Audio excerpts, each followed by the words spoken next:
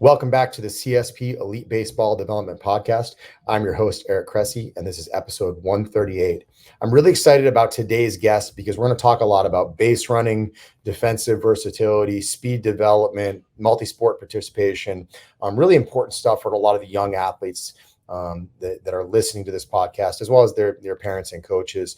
This is an awesome guy who I got to know training this offseason. He was with us at CSP Florida, during the offseason and into the lockout.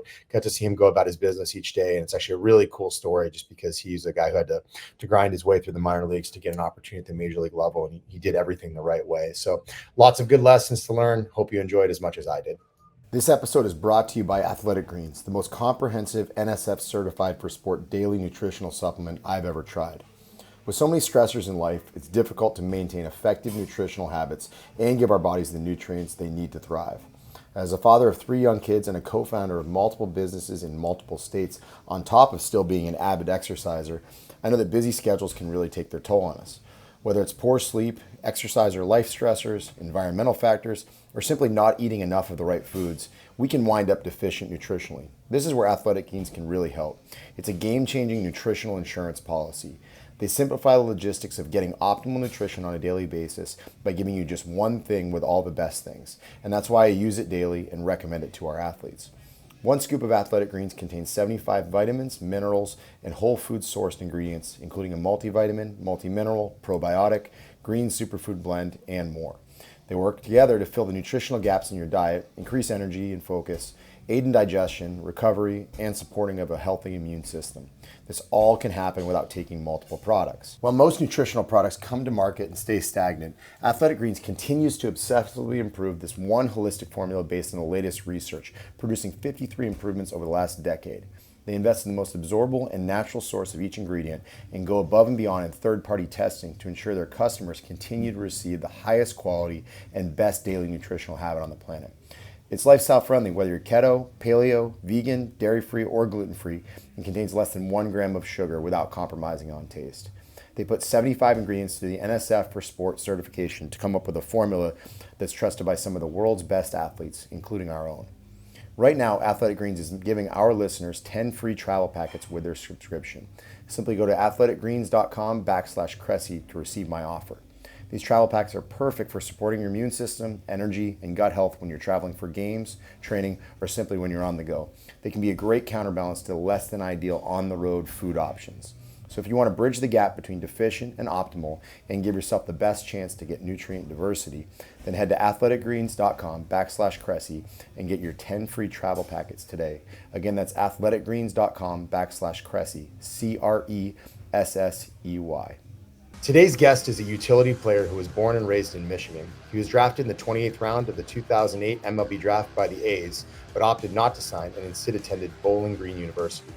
There, he set single-season records with a .423 batting average, 93 hits, and 6 triples. His 17 career triples were also a record. He also played collegiate summer baseball with the Brewster Whitecaps of the Cape Cod Baseball League before being drafted by the Blue Jays in the 18th round of the 2011 MLB draft. He persevered through 800 career minor league games and a brief 2018 trade to Cleveland before being traded back to Toronto 2 months later. He made his MLB debut with the Blue Jays on September 26, 2018, and became a free agent that winter. After that time, he signed with the Miami Marlins, where he's established himself as a mainstay in their lineup while playing third base, shortstop, second base, and all around the outfield.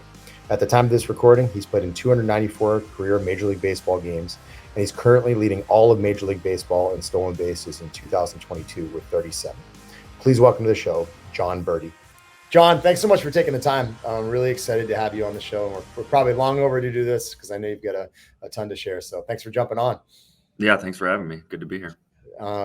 So I'm always fascinated. Actually, we just had Mike Brousseau on, who I know you interacted a little bit in the facility. And you guys have a similar history. You're both like Midwest guys, cold weather climates who got things rolling. And he had some interesting insights. And I'm curious if you kind of follow the same track. Were you a multi-sport athlete coming up in Michigan? Yeah, absolutely. Growing up, I played anything and everything, but in middle school, 1 year I played basketball, football, baseball, and hockey. But then when I got to high school, my dad kind of was like, "Hey, you only got time for a couple.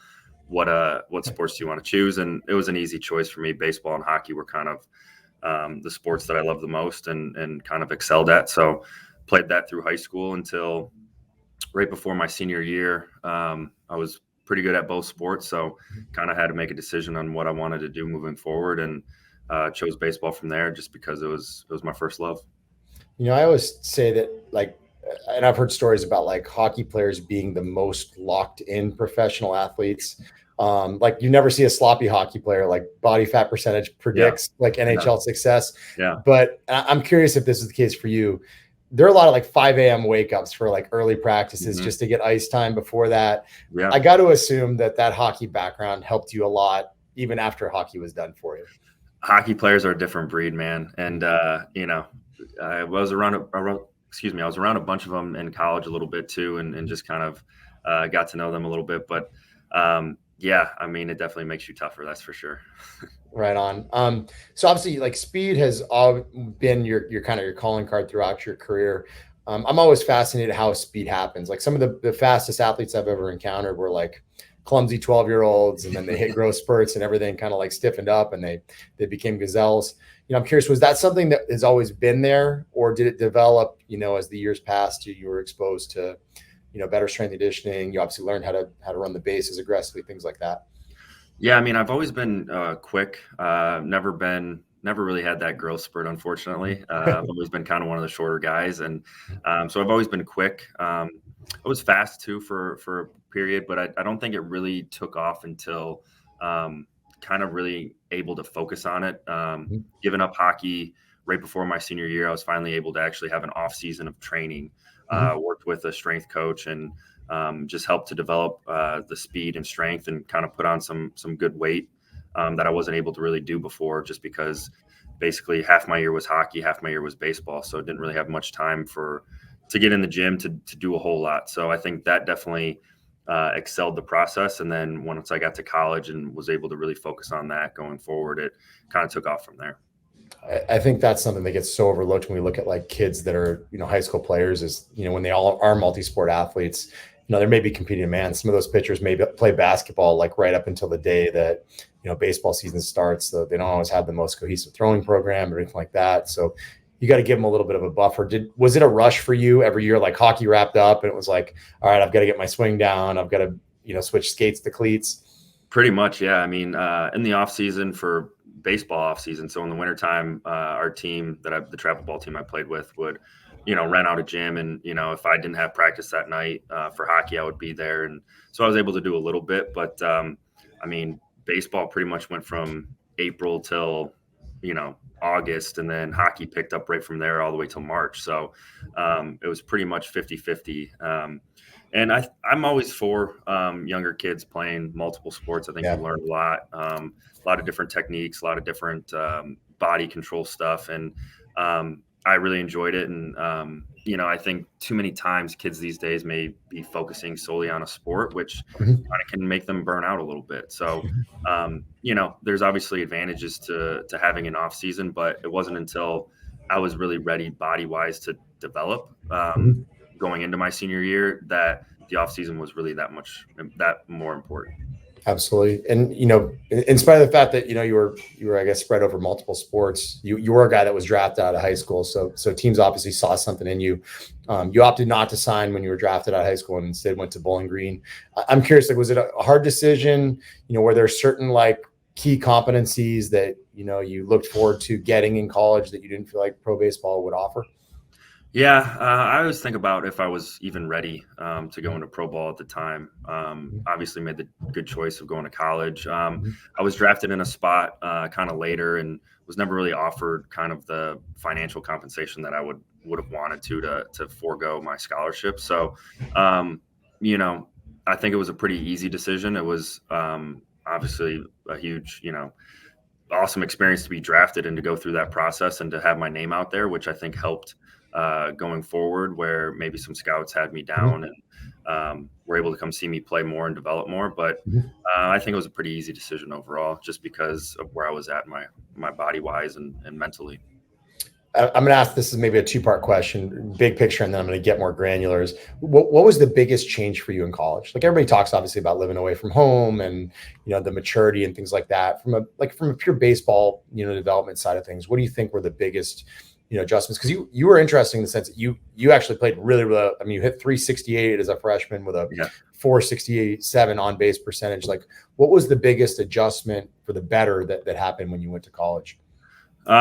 I think it was just the continual focus on just getting better in my sport, and I kind of surprised myself a little bit, to be honest. I didn't really have a lot of expectations on myself going in my freshman year. I knew we had a good team, and I was just trying to do what I could to get better and to prove that I could to help us out in any way, and ended up playing really well, and it gave me the confidence to continue to move forward and continue to get better, and then that rolled into my sophomore year and junior year. But to be honest, I kind of surprised myself of how much I was able to kind of develop over those couple of years where I was able to really focus on baseball. So now I'm going to get more granular with it. The thing that actually intrigued me the most is I stalked your college baseball statistics. So you're 09, 10, and 11 at Bowling Green. Yeah. As a freshman, you played 46 games, 467 on base percentage. So you're on a bunch. As a sophomore, 54 games, again, 42 on base percentage. As a junior, 46 games, 46 on base percentage. You stole 9 bags and got caught stealing twice as a freshman. And then sophomore year, you stole 29 bags and got caught 6 times. And then junior year, you stole 19 without getting caught. So like clearly there was a big time evolution for you from a pure base running standpoint, like where I assume it was green light whenever you had it. Was that just, I'm fast and I need to get comfortable? Were there actual competencies that you picked up with respect to everything from pregame scouting of how you evaluated opposing pitchers and catchers? Was it learning to run the bases? Like what made you into an elite base stealer because nine bags and 2 caught stealing as a freshman doesn't blow anybody's doors off. Going out and swiping, well into double digits with a really high success rate, obviously is a difference maker for a team. So what was it?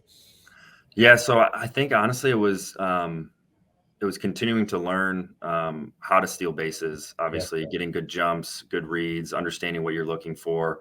I think my freshman year, I was just kind of gaining the trust of the coaching staff. I don't think I had the green light as often as I did definitely my sophomore and junior year. My junior year, I actually dealt with a hamstring injury a lot of the year. So that is really why I didn't run much early on in my junior year. And then once that I played through it just because, I just wanted to keep playing. So once that kind of finally healed up and I felt confident with that, then I was able to kind of push the limit. So I really think I would have had a lot more bags my junior year if not for that. But I think it's just, understanding that I was fast and understanding that the situations in the game of when to go. And that process probably started my sophomore year in college and really started to kind of take off from there. That's interesting stuff. So, fast forwarding, you obviously were drafted by the Blue Jays and you came up at an interesting time. Like you're kind of like right between a couple generations where, to be honest, speed was kind of undervalued, I think, between, 2010 and probably just the last couple of years. Everybody was falling in love with homers and exit velocity and, is the quickest way to, to impact the game, for better or for worse. So I'm curious, did that make it hard for you to like stay true to who you were as a player where speed was such a valuable asset, both, offensively, but then also defensively, being able to go to various positions because you were athletic enough? Were there ever times when you were like, I just need to sell up for the dream and start hitting more homers? Honestly, the thought definitely crossed my mind from time to time, just because, like you said, you just see other guys moved up. They, didn't value the speed or versatility as much. I feel like even 5-10 years ago, guys who could play multiple positions were kind of considered guys who couldn't play every day at any position. So it's kind of almost looked down on a little bit, and undervalued. Whereas now it's a huge asset to teams and they're finding ways to use it. It's like Ben Zobrist and like Ryan Flaherty kind of changed in a lot of ways. 100%. Before that, if you're a utility guy, it just meant you were a bench guy who would fill in every now and then. Now a utility guy is like, you can play every day, but you might be playing every day at a different position. So to answer your question, it was tough at times, feeling like I could hit for power if I really tried to or really sold out to, but understanding that my best asset is my speed and being able to get on base and create runs that way. So I'm glad I stayed true to myself. Obviously, I've made some changes and tinkered with some things offensively from a hitting standpoint, but glad I stayed true to who I was. I think, it's also interesting. We have so many things that we can track, right? We can look at your sprint speed. We can look at your success rate on the bases. We can look at, catcher's pop times and how quick pitchers are to the plate. There are things that we can't track. And, obviously the classic example is like, what's the impact that a player has on teammates around him? So you talk about positional versatility, like you being able to go from short to center field to second to third, like it's giving somebody a day off their feet. Maybe it gives them an opportunity to DH or something like that where they otherwise wouldn't have.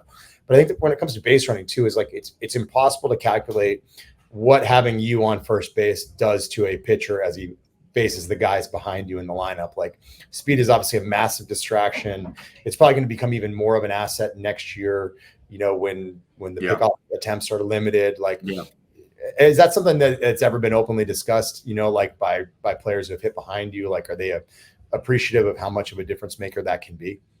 Yeah. I've had some guys tell me I had 2019, one of the better compliments I think I ever got was Starlin Castro said if I was hitting in front of him all year, he'd drive over 100 every year. So, things like that. But yeah, I mean, there are times too where I'm in a situation where the pitcher might be a little quick or, my legs aren't feeling that great where I'm like, you know what, I'm not even going to go here. But just being on first base and making it look like I might want to steal the base, hopefully distracts the pitcher a little bit or enough to make him, lose some focus on the hitter where he might miss out over the plate a little more than he normally would. And we can take advantage of that. That's interesting stuff that I think is underappreciated. I'm interested. So you struggled to break through to the big leagues of the Blue Jays. I think at one point they actually traded you to the Indians, I think for 2 months, and then brought you back in. Yep. And then you've obviously, you've thrived as a Marlin. When you look back on it, did the Jays miss on you, or did you need to take a step forward in your development, over the course of your time in Toronto to get to the point where they finally gave you that opportunity? Yeah, I've been asked this question quite a bit. I think it's a little bit of both.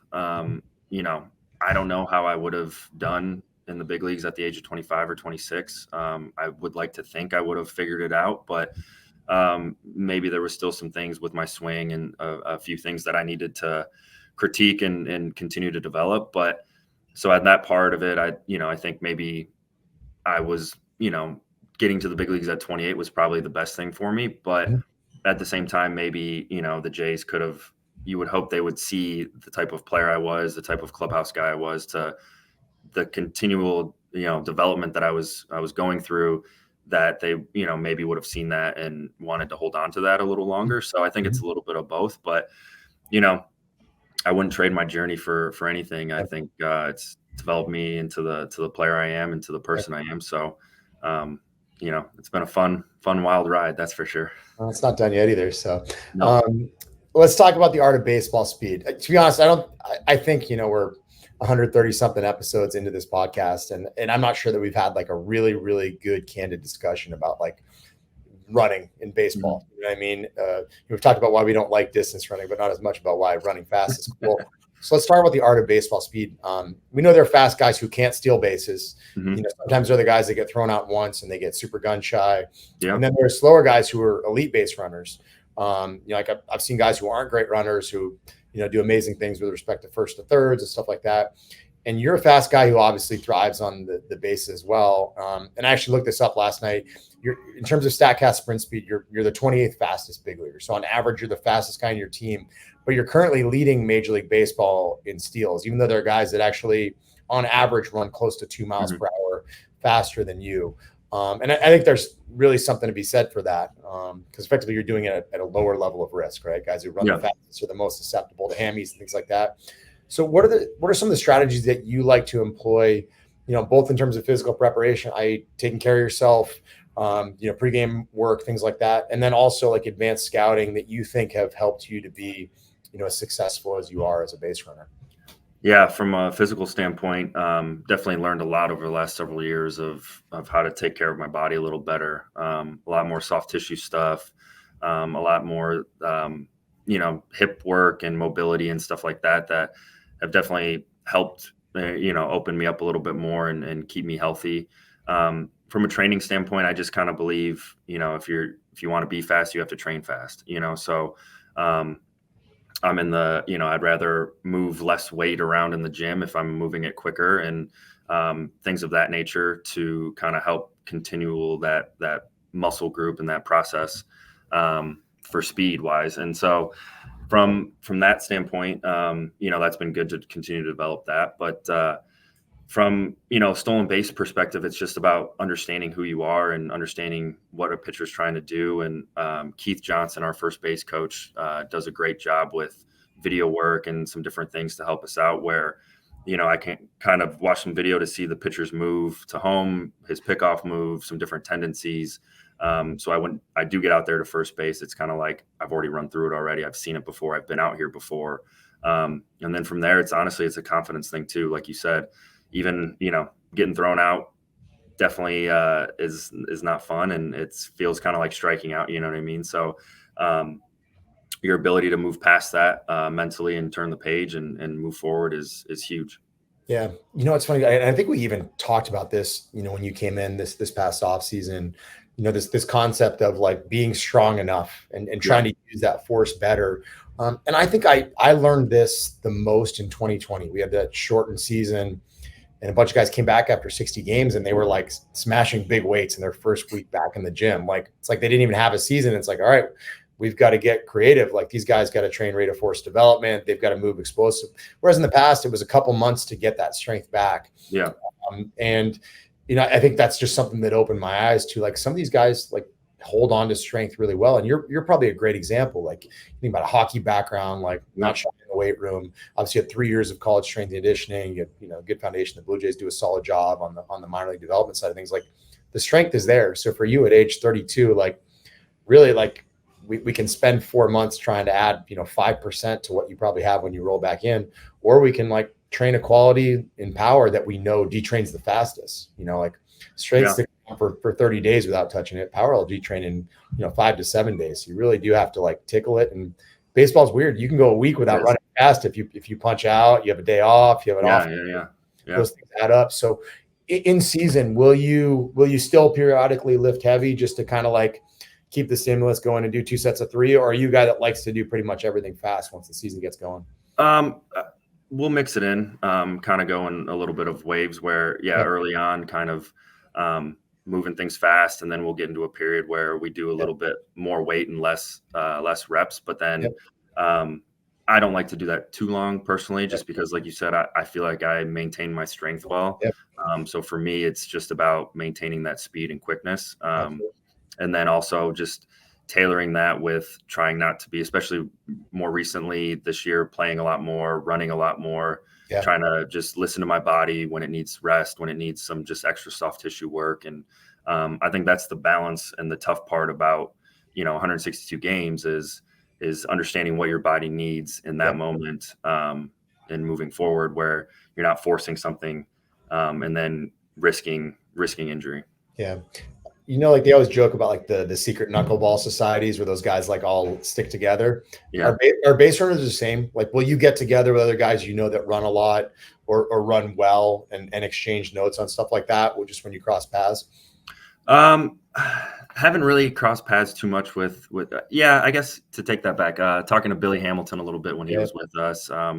Luke Williams with us right now. He runs pretty good. So we'll have conversations about it, different things that techniques that they like to use or whatever. So a little bit here and there. And, anytime playing against another guy who base runs well or runs well, they get to second and I'm playing second base, we might have a quick little convo in between pitches, but that's about it. Right on. Pivoting a little bit, let's talk about defensive versatility. With you obviously played all over the field, pretty much all the outfield spots and everywhere in the infield except for pitcher, catcher, first base. Did you consciously make an effort to learn a wide variety of positions at a young age, or was it like, hey, I'm a great shortstop and I'm athletic enough that they feel like they can move me around as needed, which is often the case with really good high school players? Yeah, growing up, I played pretty much only shortstop. Got to college, and my freshman year, we had a senior shortstop, one of our captains, one of our best hitters.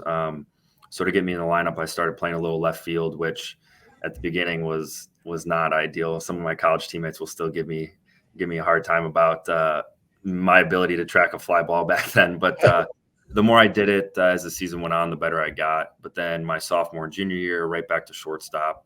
When I got drafted, they said I kind of looked more like a second baseman. So I played a lot of second base my first 4 years of my career. Really, that's pretty much all I played.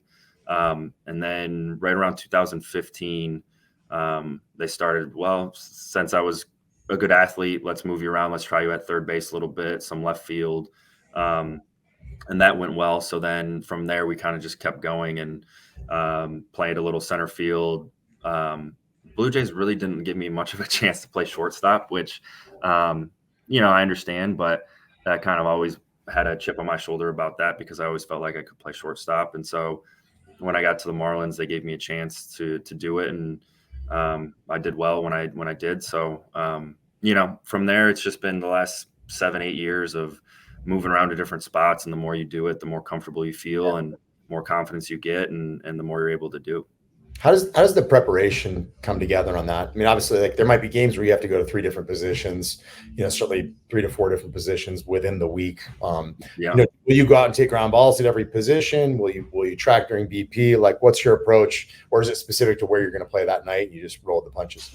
So for a long time, what I would do is, let's say I'm playing second base tonight, I would get my work at second base. And then for group 1 of BP, probably hit in group 2, and then group 3, maybe pick a spot left in the outfield somewhere and just read some fly balls. The next night I'm playing short. So I'm, getting my work in at short. And then since the night before I got some in left, I'll go to center and track some fly balls and kind of just bounce some things off that way. And whenever I felt like, I haven't gotten much work at a spot in a while, then, I go work there. But it's never easy, obviously, but it's gotten a little easier as I've gotten older. So I feel like I don't need as much maintenance work at each of the spots, because anytime I get put into a position where it's like, hey, you got to go play a position you haven't played in a while, I understand, like, I've had success there before.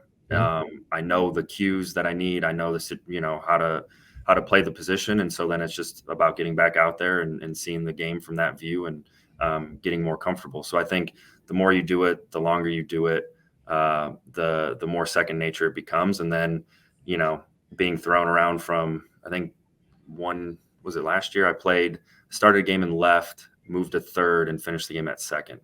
So played 3 different spots in 9 innings. So doing that, just gives you the confidence to continue to move forward.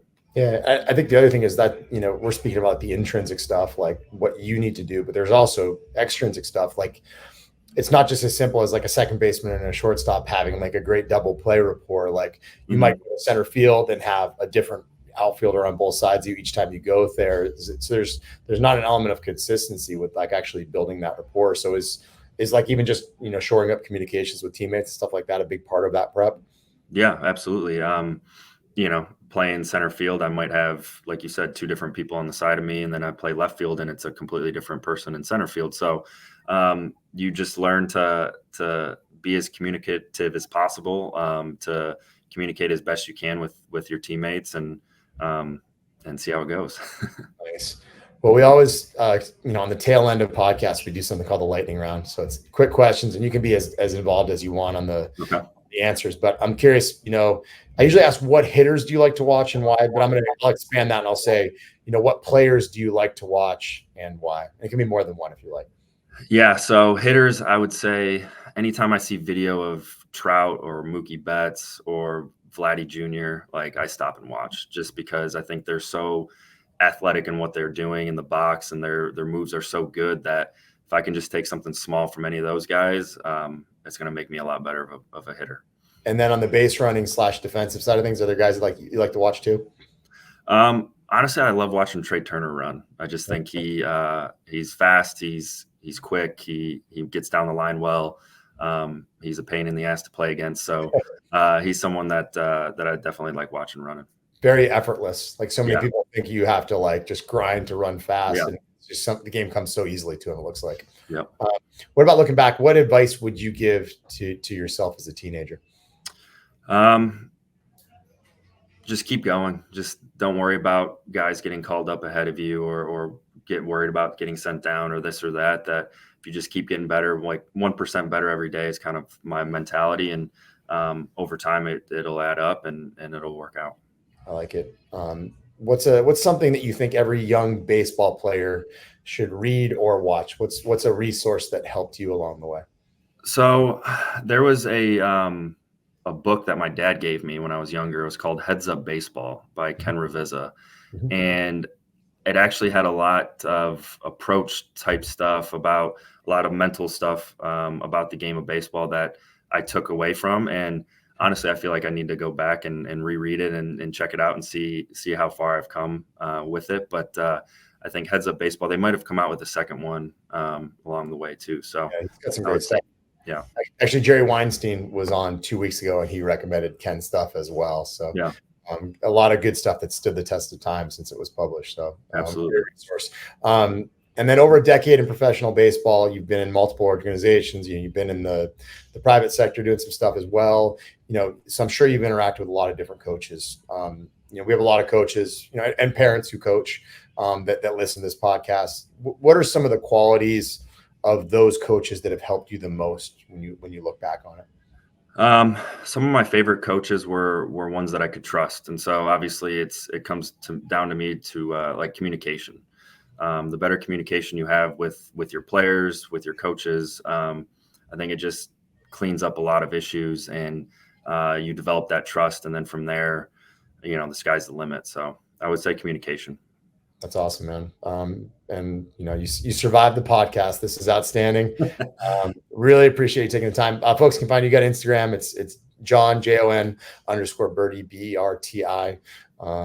And this was excellent, man. It went in a different direction than I've gone with a previous one. And I think the base running and defensive versatility stuff is, stuff everybody can do, right? Some people are blessed with a 100-mile-an-hour arm, but everybody can work hard to play better defense, run the bases aggressively, and help their team in different ways. So absolutely, big amount of respect for what you've done to prolong your career and contribute to the teams you've been on. So I appreciate it. No Thanks for having me. Yeah. Thank you.